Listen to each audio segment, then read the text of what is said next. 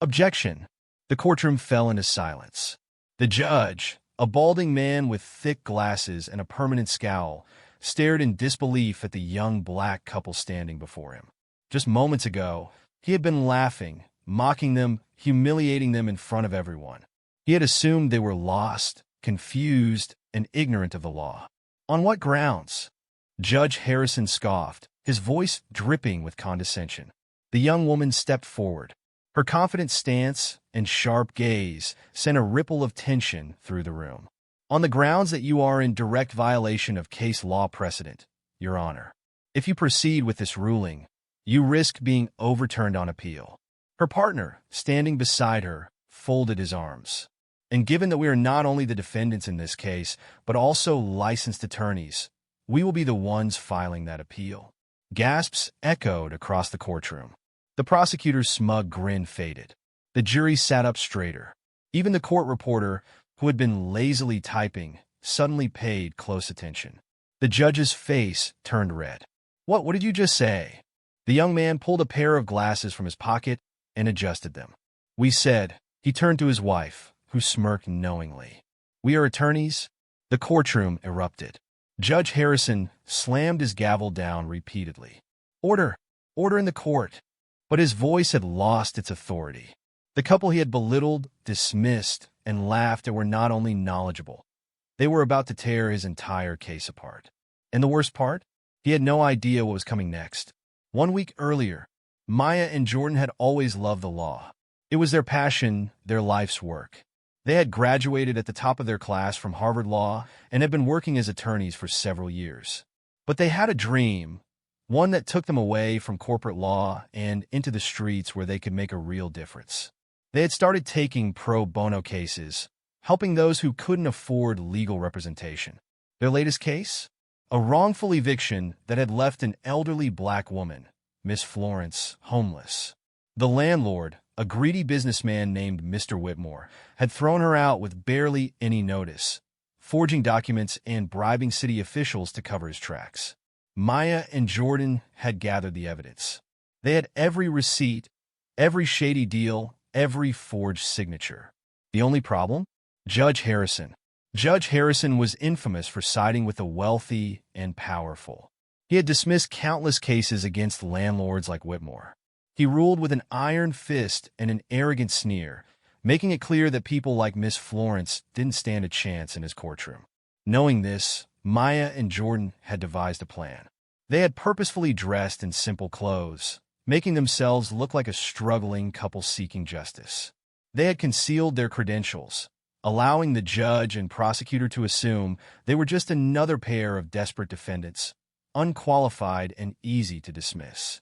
They had walked into court expecting mockery. They had counted on it, and Judge Harrison had delivered. He had leaned back in his chair, smirking as he looked over his glasses. So, you two decided to play lawyer today? He had chuckled as the court snickered along with him. This isn't a game, kids. This is real law, not some TV show. Jordan had clenched his fists under the table, but Maya had placed a calming hand on his wrist. She had met his eyes and given a barely perceptible nod. Well, Your Honor, she had said sweetly, I guess we'll just have to do our best. The trial had been an uphill battle.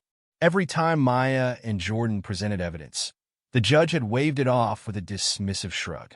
Every time they objected to the prosecution's unfair tactics, he had denied them without a second thought. The courtroom had been nothing more than his playground, and they were his entertainment. But then, Judge Harrison had made a mistake. He had overruled a crucial piece of case law, one so fundamental that even a first-year law student would know it was wrong. And that was when Maya and Jordan had struck. Now, the entire court was watching as the couple stood tall, no longer playing the part of desperate amateurs. They were brilliant attorneys. They were ready for battle. And the judge had no idea what he had just unleashed. The tension in the room thickened. The judge opened and closed his mouth, at a loss for words. The prosecutor shuffled nervously through his papers. You're lying, Judge Harrison finally blurted out. Maya tilted her head, a smirk tugging at her lips. Would you like us to present our bar licenses, Your Honor? Jordan pulled out his wallet and laid his attorney identification on the table. Maya did the same. The clerk hurried over, picked them up, and squinted at them. A long silence followed. Then the clerk cleared his throat. "They're real, Your Honor." The courtroom gasped again. Judge Harrison gripped his gavel so tightly his knuckles turned white. This is a trick," he roared. "You misled this court." Jordan took a step forward. "We didn't lie. We simply allowed you to reveal your bias." And now, he turned to Maya, who nodded, already knowing what was coming next. "We'd like to file a motion to recuse you from this case for judicial misconduct." The judge's face turned pale. Maya picked up a folder from their table. "And, Your Honor, since you've been so dismissive of our evidence, we've also taken the liberty of gathering proof of your history of unfair rulings. We'll be submitting these records to the Judicial Ethics Committee as well." For the first time in his long career, Judge Harrison looked scared. But this battle was far from over. A heavy silence fell over the courtroom. Judge Harrison's face twisted in anger and disbelief. But underneath his rage was something else, fear. He gripped the sides of his bench as if trying to steady himself. But it was clear to everyone in the room. The power dynamic had shifted. You dare accuse me of misconduct?" His voice was sharp, but there was a tremor in it. Jordan adjusted his tie, cool and collected. "It's not an accusation, Your Honor. It's a fact." Maya set down the thick file on their table. "And facts don't lie." The judge's jaw clenched. He opened his mouth to speak, but before he could, the doors of the courtroom swung open. A tall, middle-aged black man in an expensive navy blue suit strode in. His presence commanded respect, and as soon as the court clerk saw him, she gasped. "That's Attorney General Charles Benson," she whispered. Murmurs erupted across the room. Maya and Jordan exchanged a glance. They hadn't expected backup, certainly not from one of the most powerful legal figures in the state. Judge Harrison's face went from red to ghostly white. "Your Honor," Attorney General Benson said, his voice deep and authoritative, "I was informed that there were concerns about the fairness of this trial. I decided to see for myself." He slowly turned to Maya and Jordan. "And I must say, I'm very interested in hearing what they have to say." Judge Harrison swallowed hard. "This is outrageous." His voice cracked. "They're manipulating the system, tricking the court." "The only person manipulating the court," Jordan interrupted, "is you, Your Honor." The room erupted into hushed whispers. The judge's gavel slammed down, but this time, it didn't carry the same power. "Enough! This is my courtroom. I will not be disrespected by a pair of young black attorneys." Maya finished, her voice sharp. The judge hesitated, but his silence said more than words ever could.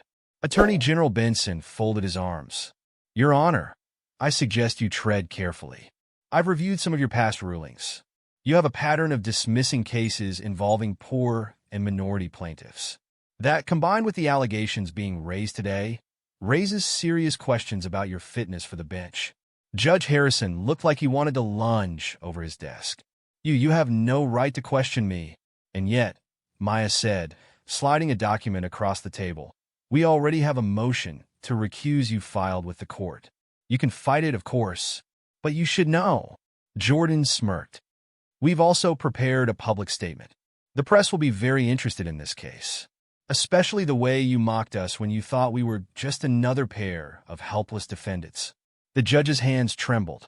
He looked at the stack of evidence, then at the Attorney General, then at the reporters in the gallery, scribbling furiously in their notepads. For the first time in his career, he had no control over his courtroom. And then, something no one expected happened. The judge slammed his gavel one last time and stood up. "I will not be part of this circus," he spat, his face burning with fury. "I recuse myself from this case." Gasps filled the room. Maya raised an eyebrow. That was fast. Judge Harrison glared at her, his breath coming in short, angry huffs. "Enjoy this moment, kids. Because the legal world isn't fair, and people like you," he sneered. "You'll always have to fight twice as hard." Jordan stepped forward. "Good thing we like a challenge." The judge stormed out, slamming the door behind him. For a few seconds, the courtroom was still. Then, whispers turned into murmurs, murmurs into cheers. The press took photos, the jury exchanged amazed looks, and Miss Florence, watching from the back of the courtroom, clapped her frail hands together, tears in her eyes. Attorney General Benson gave Maya and Jordan an approving nod. "Well done." But Jordan exhaled slowly. "It's not over yet." Maya nodded. "Now, we still have to win the case." And just like that, the celebration turned to tension once again. Because without a corrupt judge tilting the scales, they would finally get a fair trial. But that didn't mean the opposing side would play fair. Not by a long shot. 2 days later, a new judge was assigned to the case, Judge Evelyn Carter. She was known for being strict but fair, a complete contrast to Judge Harrison. The change in leadership brought hope, but Maya and Jordan knew better than to relax. Mr. Whitmore, the landlord who had evicted Miss Florence, was powerful. He had deep pockets, a legal team with unlimited resources, and a history of getting away with things that should have put him in prison years ago. And now, he was furious, because he had counted on Judge Harrison to dismiss the case in his favor. Instead, he was now facing 2 brilliant attorneys who were ready to expose everything. Maya and Jordan spent the next 48 hours refining their case. They barely slept, going over every document, every piece of evidence, every potential argument. They weren't just fighting for Miss Florence. They were fighting for every person who had ever been stepped on by men like Whitmore. But just as they were finalizing their strategy, something happened that changed everything. At exactly 3 a.m., Maya's phone rang. She picked up groggy. "Hello." A deep, unfamiliar voice spoke. "If you care about your future, drop the case." Maya sat up straight, her heart pounding. "Who is this?" Silence. Then, "You don't know who you're messing with." Click. The line went dead. Maya stared at the phone, her pulse racing. Jordan, who had been reviewing files at his desk, looked over. "What's wrong?" Maya hesitated. Then, she turned the screen toward him. "We just got our first threat." Jordan's face darkened. He exhaled through his nose, then clenched his jaw. "Good." Maya blinked. "Good." Jordan's eyes burned with determination. "That means they're scared." Maya looked at the phone again, her fingers tightening around it. They should be, because this fight wasn't just about justice anymore. It was war. The weight of the phone call hung in the air like a storm cloud. Maya's fingers clenched around the device, her heart hammering. Jordan was already in motion. He grabbed his laptop and started typing furiously. "We need to track the number. See if it's a burner phone or if we can trace it." Maya exhaled sharply. "You think they're actually serious? Or just trying to scare us?" Jordan's jaw tightened. Rich men like Whitmore don't make empty threats. If they called, it means we're getting too close to something. Maya shook her head, trying to push down the nervous energy rising in her chest. "We knew this case would get ugly. We just didn't expect it so soon." Jordan's fingers tapped aggressively against the keys. "Whoever called used a private number. It's untraceable." He looked up, his expression unreadable. "They're professionals." Maya ran a hand through her curls. "Well, that's comforting." Jordan leaned forward. "We have 2 options. We either back down, or we push forward even harder." Maya scoffed. "That's not even a question." Jordan grinned. "Good. Because I wasn't planning on stopping." Maya's phone buzzed again, making her stomach lurch. But this time, it wasn't a blocked number. It was an email. She clicked it open. Her eyes widened. "Jordan, you need to see this." Jordan rolled his chair over to her screen. The email was from an anonymous sender with the subject line, "You don't know what you're walking into." Attached was a single file. A photo. It showed a man lying in an alleyway, bruised and bleeding.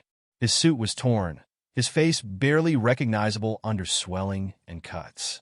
But Maya and Jordan recognized him instantly. It was Richard Lanes, the last attorney who had tried to take Whitmore to court. Maya's stomach dropped. "That's..." Jordan exhaled. "That's a warning." Maya's hands trembled as she stared at the image. They didn't just scare him off. They nearly killed him. Jordan straightened. "We need to talk to him." Maya hesitated. "If he's even willing to talk." Jordan grabbed his coat. "Then we better convince him." The next morning, Maya and Jordan tracked Richard Lanes down to a small apartment on the outskirts of town. It was nothing like the high-rise office he used to own before his case against Whitmore had mysteriously collapsed. Jordan knocked. Silence. Then a shuffling noise from inside. The door cracked open slightly, and a single bloodshot eye peered out. "Lanes," Jordan said carefully.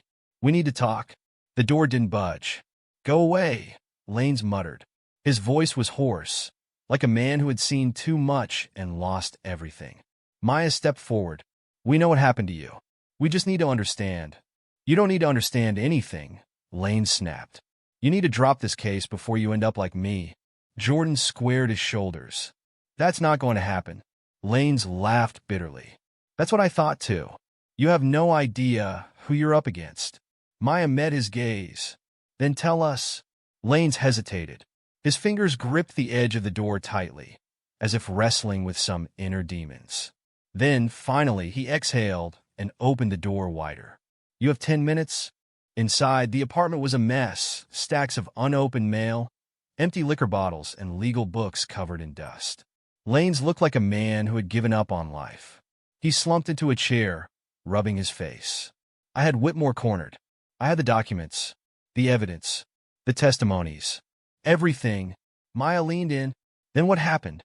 Lanes chuckled darkly. "They ruined me. I started getting threats, like I assume you have."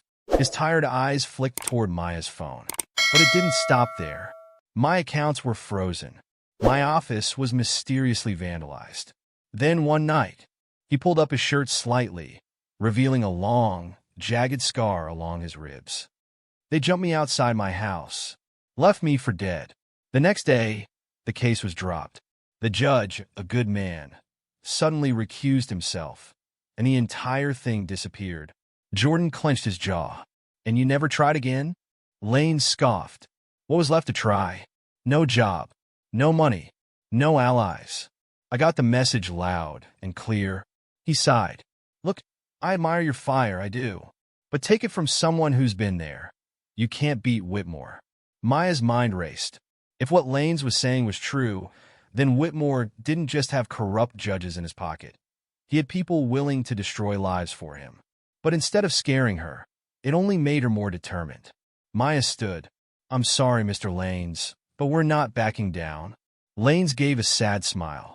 "Then you better be ready for war." Jordan nodded. "We are." That night, back at their office, Maya and Jordan spread out everything they had collected so far. "He's scared," Maya said, "and I don't blame him. But what if we could get him to testify?" Jordan rubbed his chin. "He won't do it voluntarily. But if we dig deep enough, we might find something that forces his hand." Maya's eyes lit up. "Then that's our next move." Jordan opened his laptop and started typing. "If Whitmore buried the case, there's still a paper trail somewhere." Maya nodded. "And if there's a trail, we're going to find it." Just as she spoke, a noise outside made them freeze. A rustling sound, a shadow moving past the window. Jordan's eyes narrowed. He grabbed his phone and pulled up their security cameras. Nothing. Maya frowned. Could be the wind, but they both knew better. Then, bang! The front window shattered. Maya screamed as glass flew everywhere. Jordan grabbed her, shielding her with his body as they dropped to the floor. A rock had been thrown through the window, and attached to it was a note. Jordan carefully picked it up, his hands shaking. He unfolded the paper and read the message. "Drop the case, or the next one won't be a warning." Maya looked at the words, her heartbeat thudding against her ribs. Jordan clenched his fists. Now it's personal. The weight of the threat hung heavy in the air. Maya's hands trembled as she stared at the note, the bold, capitalized letters burning into her mind. "Drop the case, or the next one won't be a warning." Jordan exhaled sharply, his jaw clenched so tightly it looked like it might crack. He carefully placed the note on the table, then turned to check the security camera feed again. Still nothing. Whoever had thrown the rock had been careful. Too careful. Maya stood, shaking off the shock. "We need to call the police." Jordan scoffed. "And tell them what? That a powerful billionaire's goons just threw a rock through our window? You think they're going to help us?" Maya hesitated. He was right. The police had a history of siding with the rich and powerful, especially in cases like this. But they couldn't just do nothing.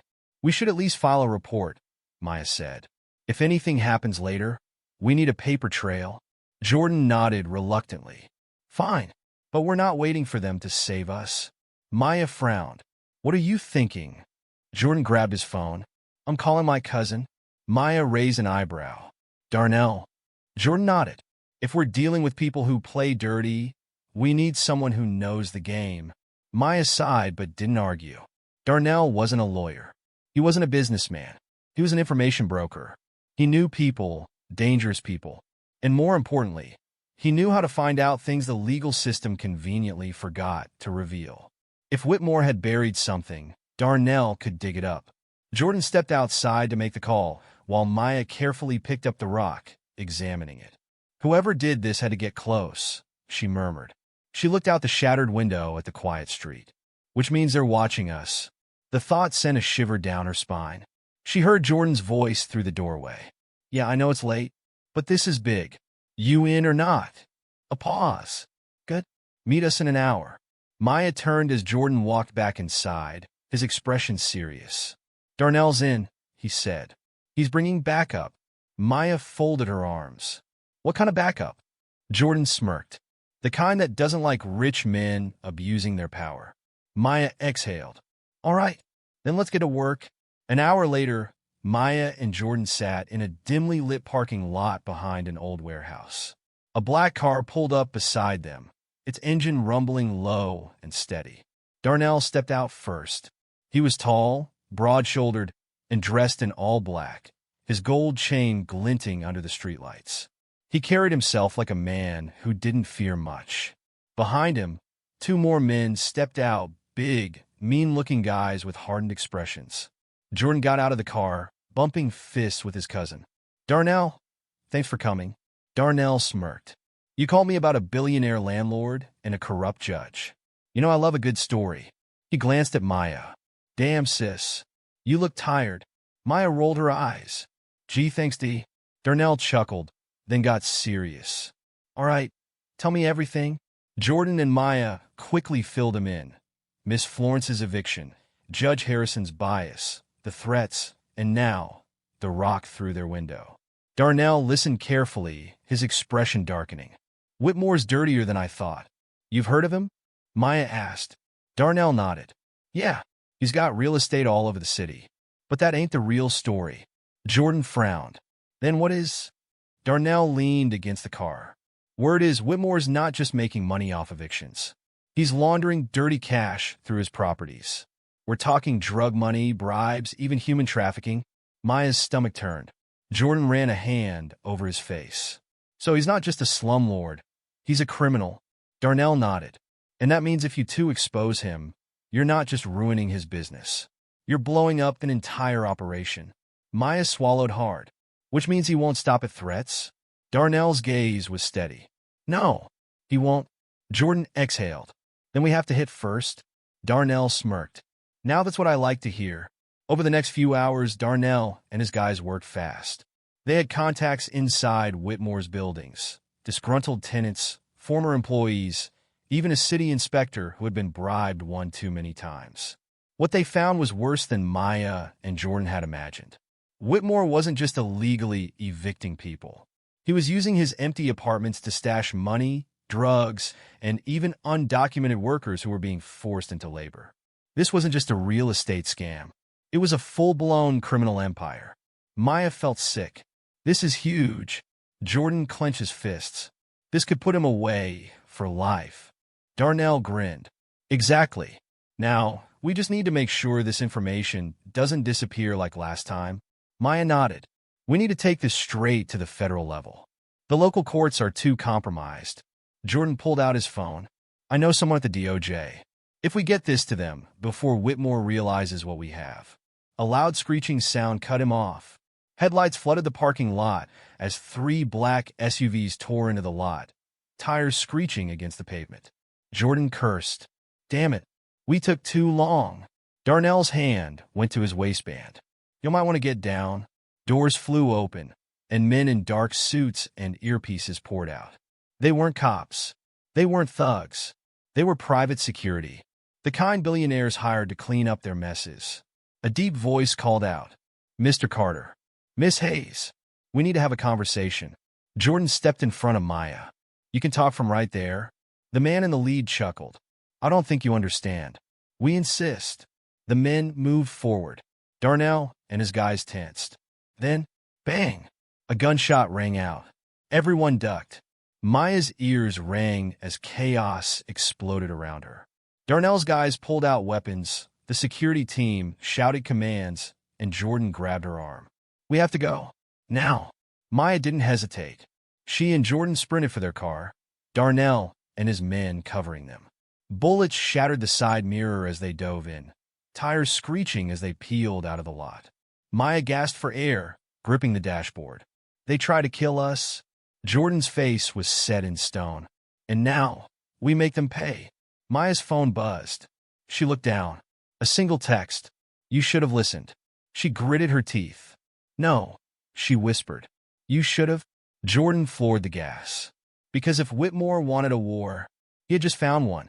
The city lights blurred as Jordan sped through the streets, gripping the steering wheel with white-knuckled intensity. The echoes of gunfire still rang in Maya's ears. Darnell's voice crackled through the speakerphone. Y'all good? Jordan's jaw was tight. We're alive? Good, 'cause that was just a taste, Darnell warned. These dudes ain't playing.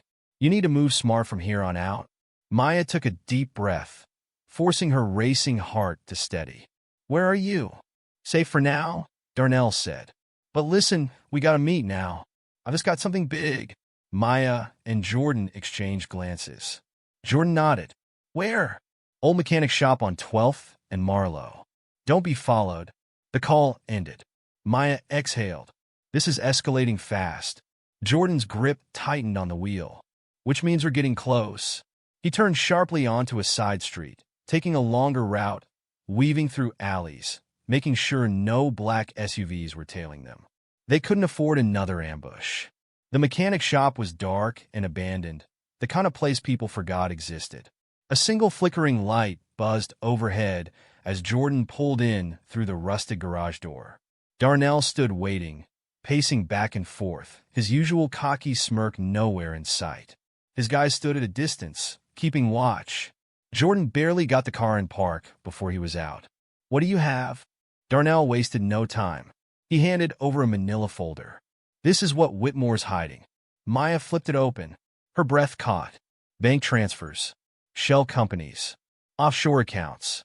Millions, no billions, funneled through fake businesses, tied to politicians, judges, police chiefs. Whitmore wasn't just a slumlord or a criminal. He was a kingmaker. Jordan skimmed the pages. This is enough to bring down half the city. Darnell nodded. Which is exactly why they want you dead. Maya clenched her fists. We need to get this to the feds now. Darnell held up a hand. Hold up. You think Whitmore doesn't have people inside the DOJ? This kind of power? You give this to the wrong person, it disappears, just like Lane's case. Maya's stomach twisted. Then who do we trust? Jordan exhaled, thinking. Then his eyes lit up. We go public. Darnell frowned. What? We leak it. Everything.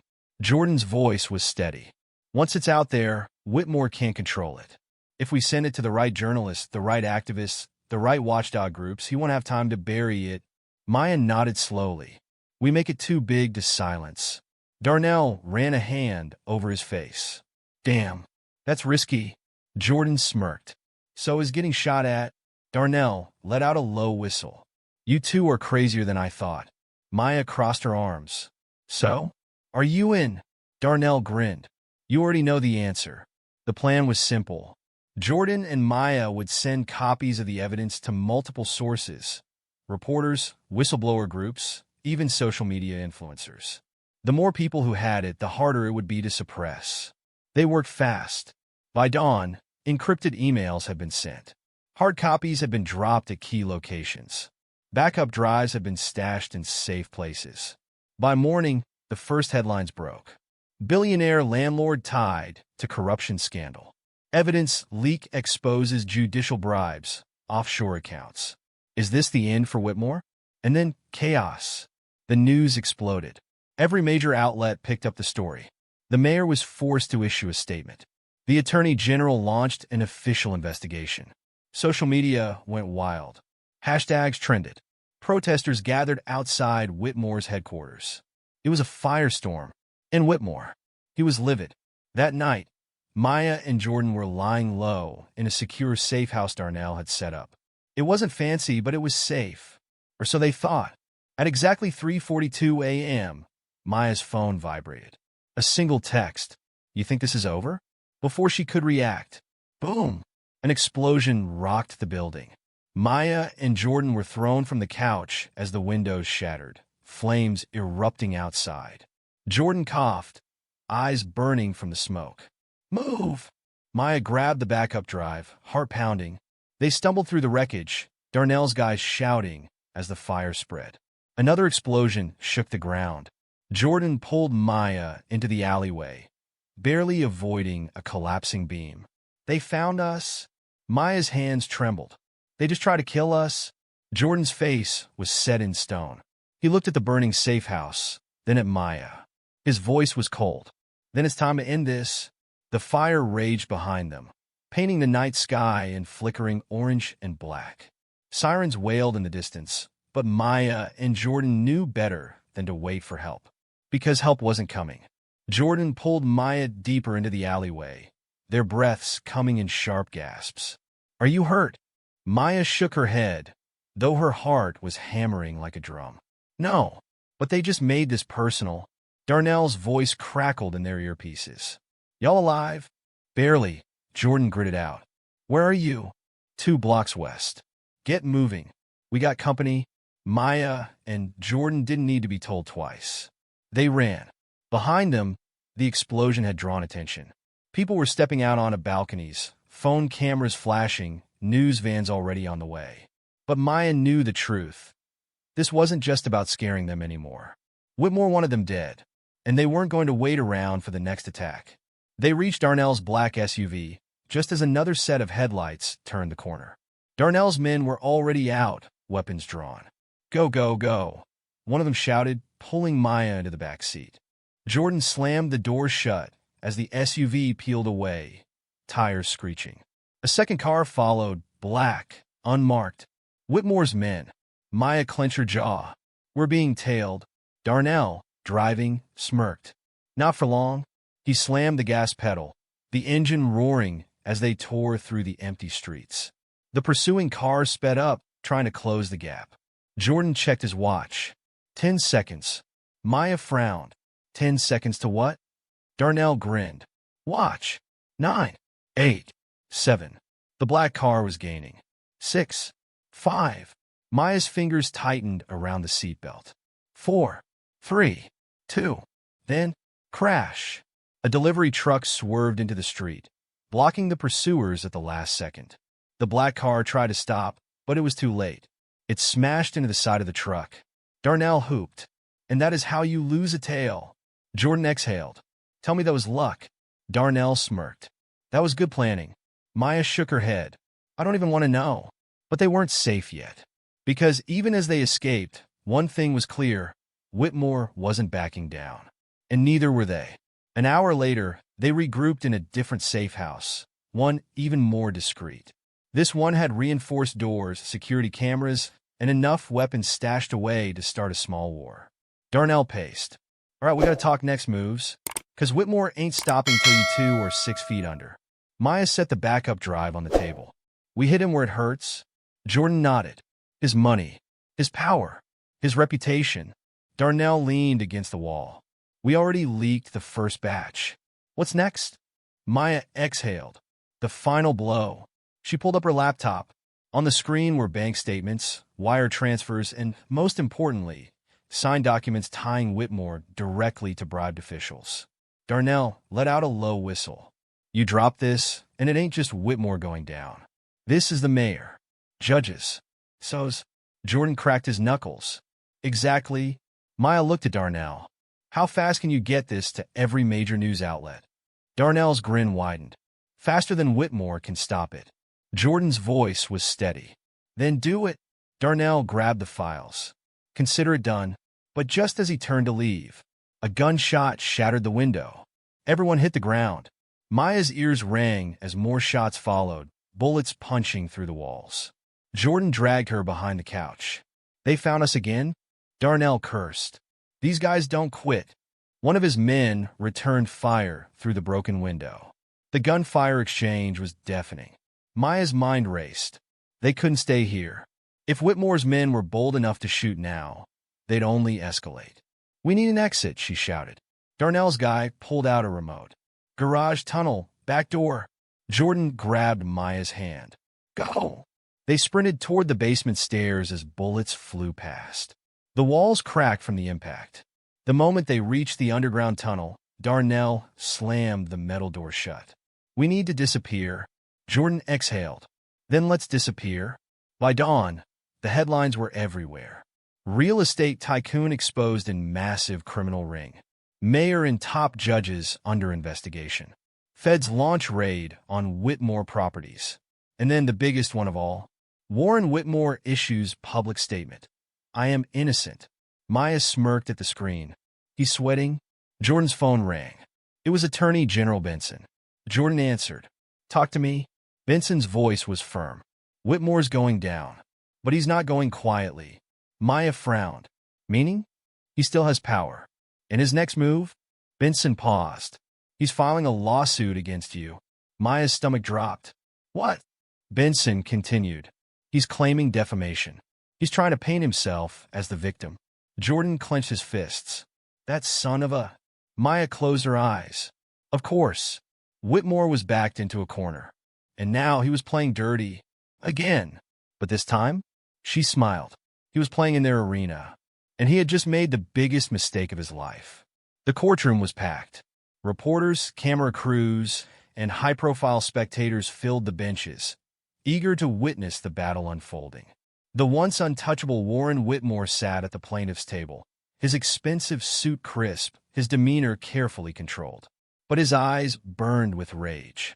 Maya and Jordan sat at the defense table, calm, collected, but razor-sharp. This wasn't just another case. This was war. The judge entered. "All rise." Everyone stood. "Be seated." Judge Evelyn Carter, the same fair judge who had replaced Harrison, settled into her chair and adjusted her glasses. "We are here today for the case of Warren Whitmore versus Maya Hayes and Jordan Carter. Mr. Whitmore, you are alleging defamation of character and financial damages as a result of the information these two attorneys released to the public. Is that correct?" Whitmore's lead attorney, a slick-looking man named Robert Calloway, stood. "That is correct, Your Honor. My client is an innocent businessman whose reputation has been irreparably damaged by baseless accusations." Maya and Jordan exchanged a glance. This was going to be fun. Judge Carter turned to them. "Mr. Carter, Ms. Hayes, how do you plead?" Jordan stood. "Not guilty, Your Honor. And furthermore, we intend to prove that our statements weren't defamatory because—" Maya stood beside him. "They were true." Gasps rippled through the room. Judge Carter nodded. "Very well. Mr. Calloway, your opening statement." Calloway strode to the center of the room. "Ladies and gentlemen, what we have here is a smear campaign. My client is a respected businessman." Maya bit her tongue to keep from scoffing. "Who has dedicated his life to this city. And yet, these two reckless individuals have slandered him, spreading falsehoods that have cost him millions, shattered his reputation, and endangered his family." Jordan nearly rolled his eyes. Calloway turned to the jury. "The law is clear. False and damaging statements are defamation. We will prove that these attorneys acted with malice, knowingly spreading misinformation to serve their own agenda." He walked back to his table, sitting with a smug expression. Judge Carter turned to Maya. "Ms. Hayes, your opening statement?" Maya stood, smoothing her blazer. She stepped forward, letting the silence build. Then she spoke. "The truth is an absolute defense against defamation." She let that sink in before continuing. "Warren Whitmore is suing us because we exposed his criminal empire. But the real question isn't about our words. It's about his actions. And by the time this trial is over, there will be no doubt." She turned to Whitmore, locking eyes with him. "That everything we said was true?" Whitmore's eye twitched. Maya walked back to her seat, confident. "Let the games begin." The trial moved fast. Calloway tried to paint Whitmore as a victim, using photos of him looking distressed in public. showing how his businesses had suffered since the expose. They even brought in a financial expert to testify about Whitmore's losses. But then, it was Maya and Jordan's turn. And they had come prepared. Call Richard Lanes to the stand. A murmur spread through the courtroom. Whitmore's face darkened. Lanes, the attorney who had nearly been destroyed by Whitmore years ago, stepped up. He looked different from the last time Maya and Jordan had seen him. Clean-shaven, suit pressed, confidence returning to his eyes. He was ready. Jordan approached.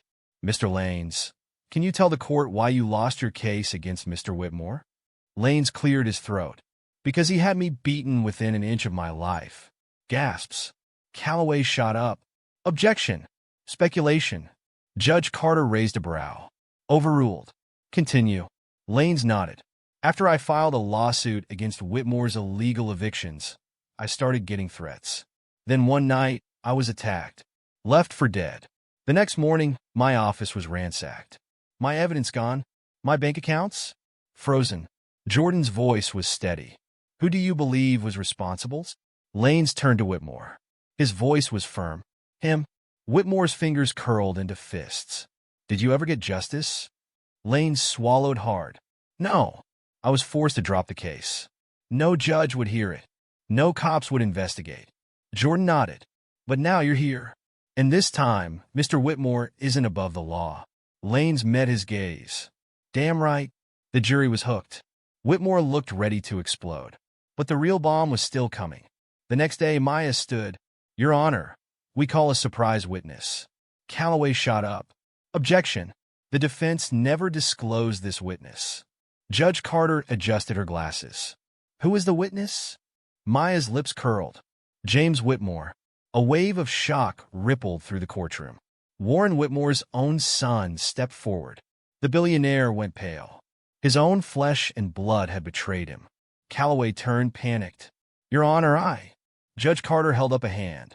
"Mr. Whitmore, take the stand." James sat, looking straight ahead, not meeting his father's eyes. Maya stepped forward. "Mr. Whitmore, do you have knowledge of illegal activities conducted by your father's businesses?" A beat of silence. Then James spoke. "Yes." Gasps. Warren Whitmore looked like he might faint. Maya pressed on. "And do you have proof?" James nodded. "I brought emails, bank records, and video recordings of my father discussing bribes, evictions, and even the attack on Richard Lanes." The room erupted. Calloway's face went red. "Objection! Objection!" Judge Carter banged her gavel. "Order in the court." Maya leaned in. "Mr. Whitmore, why are you coming forward now?" James swallowed. "Because my father thinks he's invincible. Because I watched him destroy people. And because—" He turned, finally locking eyes with his father. "He tried to have me killed last night." The courtroom exploded. Warren Whitmore shot up. "You traitor!" Bailiffs restrained him as Judge Carter banged her gavel. James kept his voice steady. "I was in the car that exploded. That was meant for me. I survived, and I'm done protecting a monster." Whitmore thrashed, shouting curses, but it was over. The trial wasn't just about defamation anymore. It was about criminal conspiracy. And now Whitmore was finished. Maya and Jordan sat back as the judge called a recess. Jordan smirked. "Well, that went well." Maya exhaled, heart still racing. "Yeah, but it's not over yet." Because Whitmore still had one last move to play, and neither of them saw it coming. The courthouse was in chaos. Reporters swarmed the hallways, shouting into cameras, their voices overlapping in a frenzy of breaking news. James Whitmore testifies against his own father.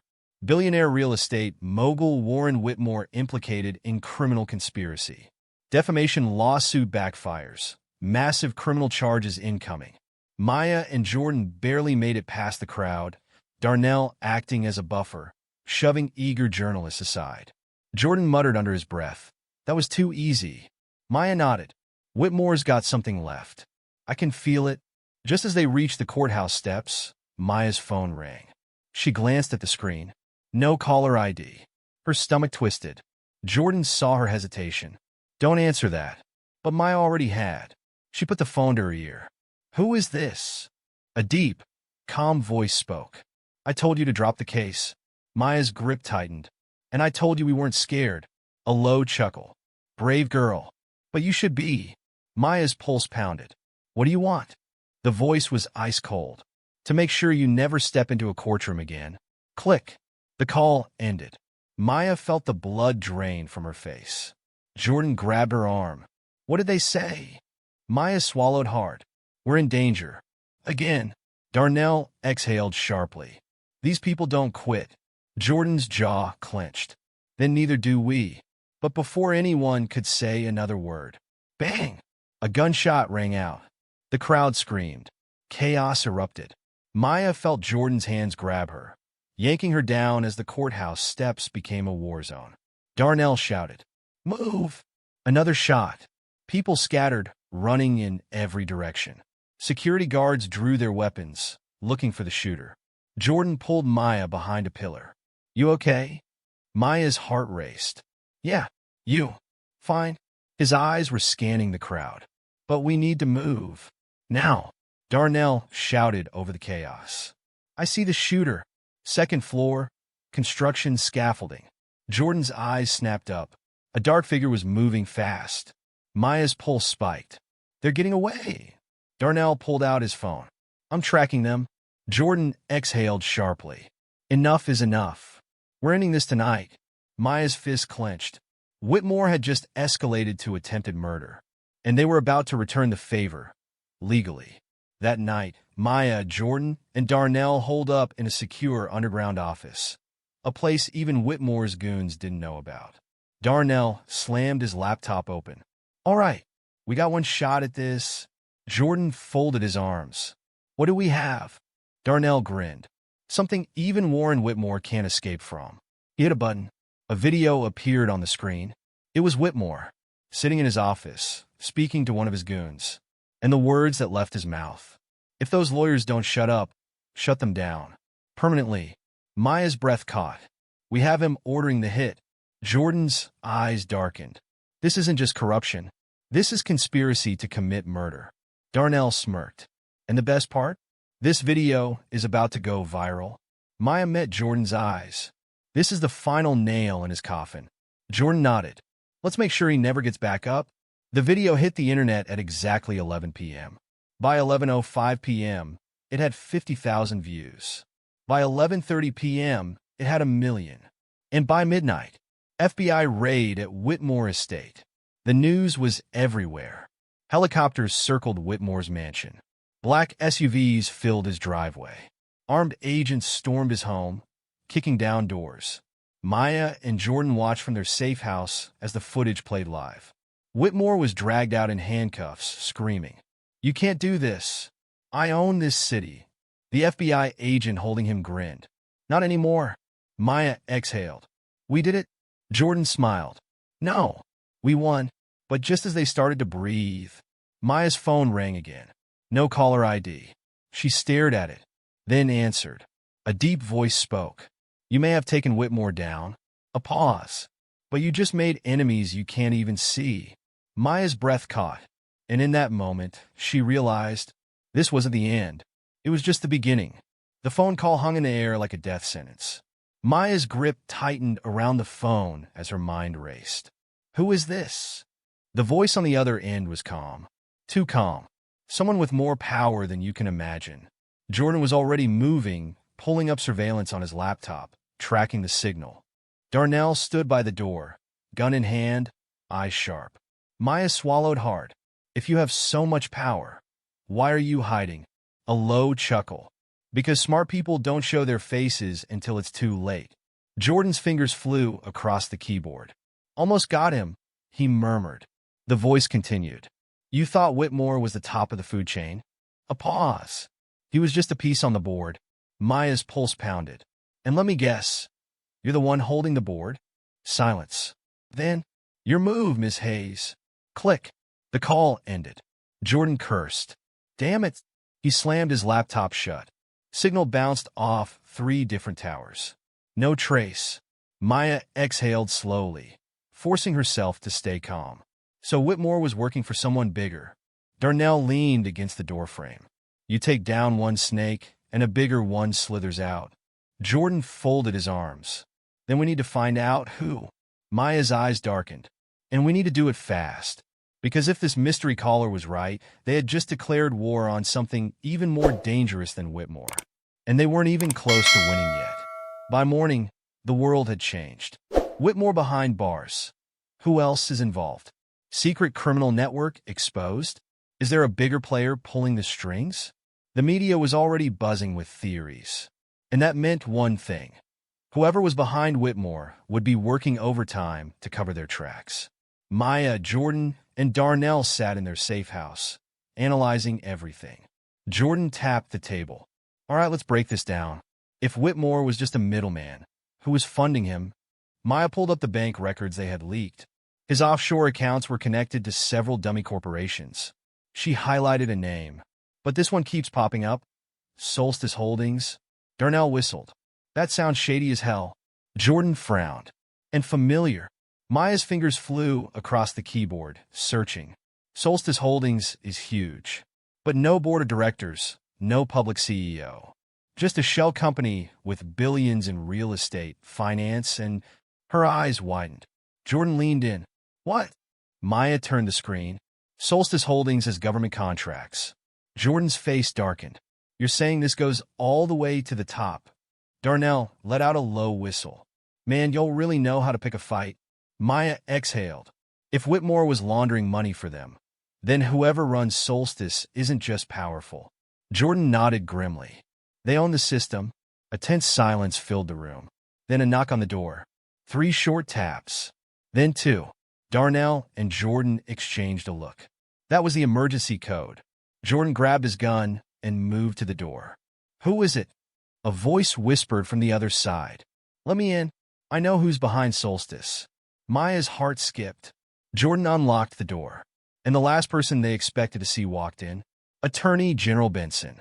His face was grim. His suit was wrinkled like he hadn't slept. Maya stood. Sir, what? Benson locked the door behind him. Listen carefully. You just stepped into something you're not ready for. Jordan's eyes narrowed. Meaning? Benson rubbed his temples. I've been investigating Solstice for years. But they got everyone in their pocket. Judges, cops, politicians. Darnell crossed his arms. And now that Whitmore's gone, you're scared they're going to come after you? Benson let out a dry laugh. Son, they're already after all of us. Maya's throat tightened. How bad is it? Benson hesitated. Then he pulled out a folder. And what was inside nearly knocked the breath out of her. Photos. Surveillance shots. Of her. Of Jordan. Of Darnell. Maya's hands trembled. They've been watching us? Benson's voice was low. For weeks. Jordan clenched his fists. Why are you showing us this? Benson looked him dead in the eye. Because they want you dead? Silence. Then Maya straightened her shoulders. Then we take them down first. Benson sighed. I knew you were going to say that.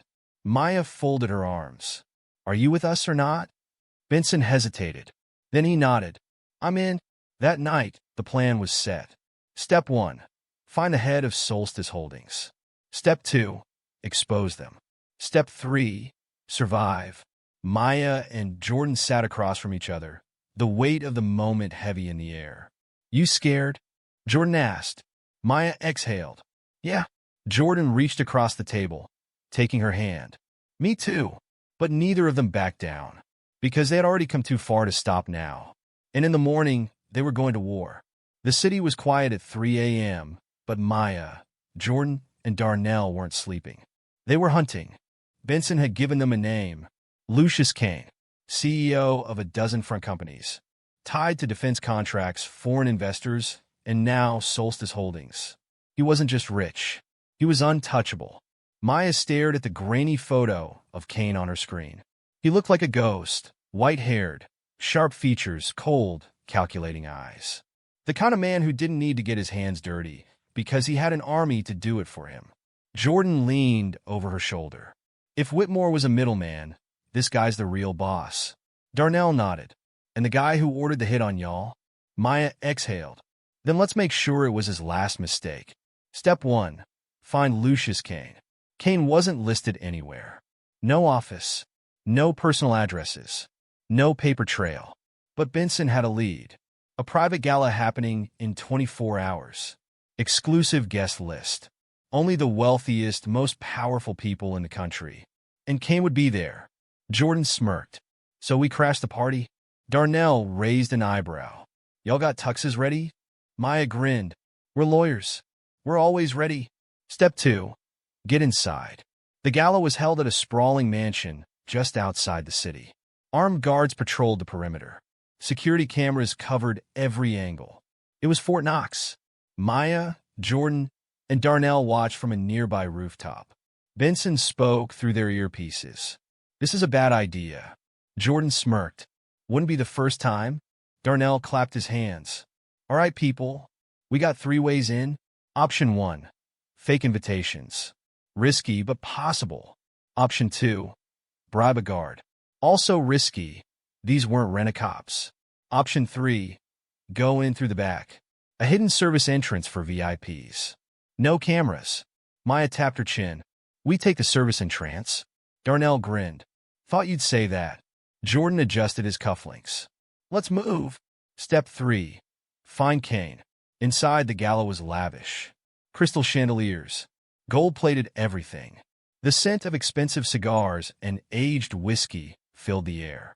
Maya and Jordan moved through the crowd like sharks, keeping their heads down. Darnell whispered in their earpieces.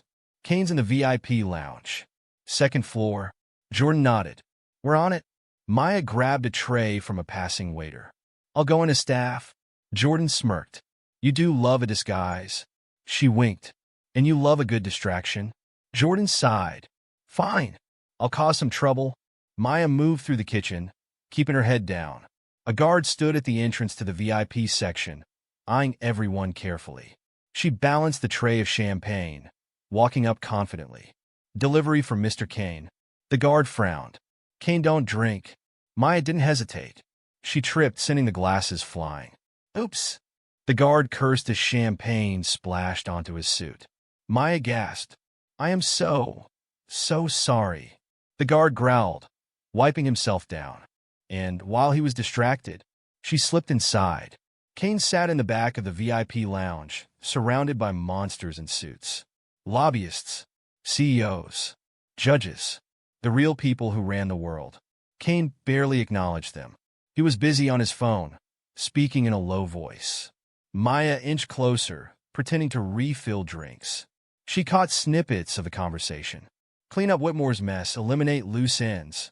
I want them gone. Her heart pounded. He was still after them. Maya's grip tightened on the tray. She was this close to the man who had tried to kill her. Jordan's voice crackled in her ear. You see him? Maya whispered. I hear him. Darnell's voice cut in. Yo, we gotta bounce. Security's on to us. Maya turned. 2 guards were scanning the crowd. They had seconds before things got ugly. Jordan muttered. Then let's go. Maya took a deep breath. They had what they needed. For now. Step 4. Expose Kane. Back at the safe house, they played the recording Maya had captured. Kane's voice was crystal clear. Eliminate loose ends. I want them gone. Jordan cracked his knuckles. That's a confession. Darnell leaned back. That's also a death sentence for us. Maya exhaled. Then we have to move fast. Benson's voice came through the speakerphone. You're running out of time. Kane has his own people in law enforcement. If you wait too long, you're dead. Maya looked at Jordan. We leaked the tape. Tonight. Jordan nodded. Let's burn his empire to the ground. Darnell grinned. Now that's my kind of plan. Step 5. Survive. The tape dropped at midnight. By morning, all hell broke loose. Lucius Kane exposed an assassination plot. FBI launches investigation into shadow organization. Mysterious goes into hiding. Where is Lucius Kane? Maya and Jordan watched the news unfold. Jordan smirked. Think he's running? Maya's face was unreadable. No, he's regrouping. Darnell's phone buzzed. He looked at the screen and frowned. Guys? Jordan raised an eyebrow. What? Darnell turned the phone so they could see. A live broadcast. Kane was on TV. Calm. Smiling. Untouched. And then, Jordan Carter. Maya Hayes. I know you're watching. And I want you to know. I'm coming for you. The screen cut to black. Maya's blood ran cold. Jordan's jaw tightened. Darnell sighed. Welp, y'all just pissed off the devil himself. Jordan stood. Then let's send him to hell. Maya exhaled. Agreed, because this fight wasn't over. It was just getting started. Maya stared at the blank TV screen, Kane's last words echoing in her head. I'm coming for you. A chill ran down her spine. Jordan clenched his fists. He's taunting us? Darnell shook his head. Nah, man. That wasn't a taunt. That was a promise. Benson's voice crackled through the speakerphone. Kane's making moves. My contacts say he's pulling strings to bury the case before the feds can touch him. Maya's pulse quickened. How? The evidence is everywhere. Benson sighed. Because men like Kane don't need to erase the truth. They just rewrite it. Jordan exhaled sharply. Then we need to make sure the truth sticks. Benson hesitated. There's one way. Maya leaned in. What is it? A pause. Then, you need to testify. Silence. Maya and Jordan exchanged glances. Darnell whistled. Damn. Y'all really gonna stand in front of the whole world and point the finger at Kane? Maya exhaled. If that's what it takes. Jordan nodded. We're in? Benson's voice was low. Then you need to get to D.C. ASAP. I'll set up protection. Kane won't let you make it to the stand alive. Maya's jaw tightened. Let him try. The next morning, they left the city. Black SUVs escorted them, weaving through back roads, avoiding major highways. The air was thick with tension. Maya checked her phone. The internet was on fire. Carter and Hayes set to testify against Lucius Kane. Will this be the end of a criminal empire? Sources say Kane is preparing to fight back. Jordan tapped his fingers against his knee. Feels too quiet. Darnell nodded from the front seat. Yeah, Kane ain't the type to sit still. Benson's voice crackled in through their earpiece. Stay alert. We intercepted chatter. Kane's got mercenaries on the road. Maya's heart pounded. How far? A pause. Then, too close. The first attack came fast. A black van appeared behind them, speeding up. Then, bang. The first bullet shattered the back window. Down! Jordan yelled, pulling Maya to the floor. Darnell's driver swerved as more shots fired. The convoy split, trying to shake them off. Maya crawled to the front seat, gripping the dashboard. We need a way out. Darnell gritted his teeth. I got one. He grabbed the wheel and jerked it left hard. The SUV veered off-road, crashing through a metal fence, tearing across an open field. The van followed. Jordan grabbed a gun from the glove compartment. They're not stopping. Maya grabbed a second pistol, adrenaline kicking in. Darnell floored the gas, the SUV bouncing over rough terrain. We got one shot at this. Y'all ready? Maya nodded. Do it. Darnell spun the wheel. The SUV skidded, turned sideways, and slid in the dirt. Jordan and Maya popped up and fired. Bang, bang, bang. The front tires of the van exploded. The vehicle flipped, tumbling end over end before landing on its roof. Silence. Smoke rose from the wreckage. Darnell exhaled. Damn, I love doing that. Jordan checked Maya. You okay? She nodded, breathless. Yeah. Benson's voice cut through. Keep moving. Kane's got more coming. Jordan wiped sweat from his forehead. Then we end this. Tonight. Maya agreed. Kane had made a mistake coming after them. Now it was their turn to strike. That night, they reached Washington, D.C. The safe house was high security, guarded by armed agents. Benson met them at the door, looking 10 years older from stress. You have no idea how close that was, he muttered. Maya crossed her arms. We do. We were there. Benson rubbed his temples. Kane's pushing his influence. He's trying to shut down the hearing before you can testify. Jordan's voice was sharp. Can he? Benson hesitated. Not legally. But legally isn't how Kane operates. Maya clenched her fists. Then we go in first thing tomorrow. We get on the stand. We tell the world everything. Benson met her gaze. If you do this, Kane will retaliate. Are you sure? Maya took a deep breath. Yes. Jordan squeezed her hand. Let's finish this. Benson nodded. Get some rest. Tomorrow, you make history. The next morning, the courthouse was a fortress. FBI agents lined the halls. Journalists swarmed outside, cameras flashing. And at the center of it all, Lucius Kane. He sat in the front row, smirking. Maya's heart pounded. Jordan whispered, "He thinks he's already won." Maya straightened her shoulders. "Then let's prove him wrong." The bailiff called out, "Ms. Maya Hayes, please take the stand." Maya stood. The courtroom doors shut behind her. The world was watching, and Kane was waiting. This was it. Time to end this. The courtroom was silent as Maya walked to the witness stand. Every seat was filled. Reporters, politicians, law enforcement officials. The world was watching. And at the front row, Lucius Kane, calm, smirking, like he already knew the outcome. Maya's hands gripped the edges of the wooden stand as she sat. A court officer swore her in, and she took a deep breath. The prosecutor, an older man with steel-gray hair, approached. "Ms. Hayes, please state your full name for the record." "Maya Elizabeth Hayes." "And your profession?" "Attorney." The prosecutor nodded. "And why are you testifying today?" Maya's voice was steady. "Because Lucius Kane is the mastermind behind a criminal empire. He has bribed officials, laundered billions, and ordered the murders of those who tried to stop him." Gasps rippled through the courtroom. Kane didn't blink. The prosecutor continued. "Do you have proof of these allegations?" Maya pulled out a flash drive. "Yes, and it's all here." The court clerk took the drive and inserted it into the evidence system. The projector screen flickered to life. Video footage appeared. Kane, sitting in his office, speaking to his top men. "If those lawyers don't shut up, shut them down. Permanently." The courtroom erupted. People shouted. Reporters scribbled furiously. Kane's smirk vanished. The prosecutor turned to the jury. "Ladies and gentlemen, this is not just corruption. This is conspiracy to commit murder." Maya exhaled. They had him, or so she thought, because Kane's lawyer, a slick, shark-like man, stood up unfazed. "Objection, Your Honor. This is a smear campaign. There is no direct evidence linking my client to these alleged crimes." Judge Carter turned to him. "The jury will decide that, Mr. Hastings." Overruled. Kane leaned back, adjusting his tie.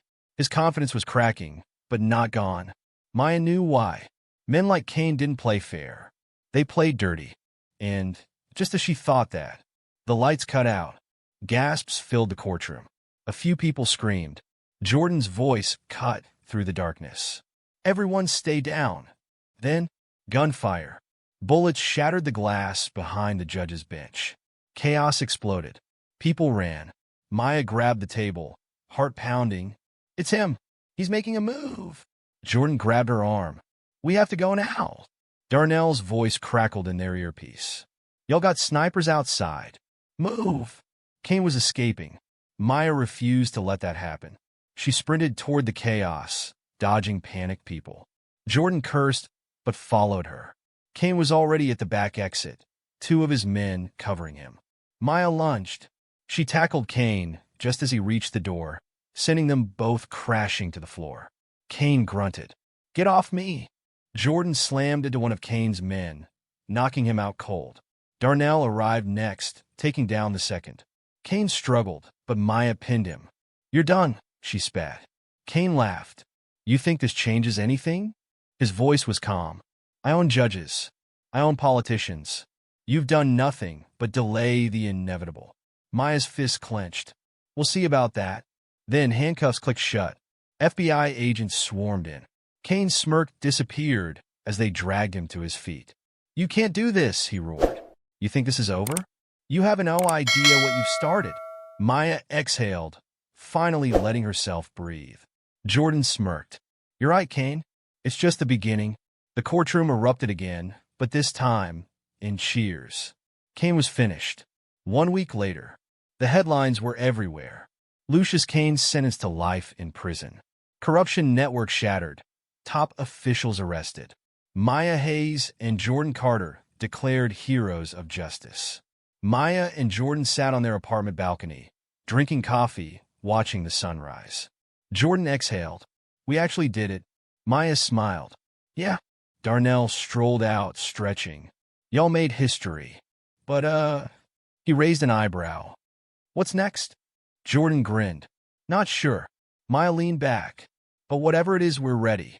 And for the first time in a long time, they felt free.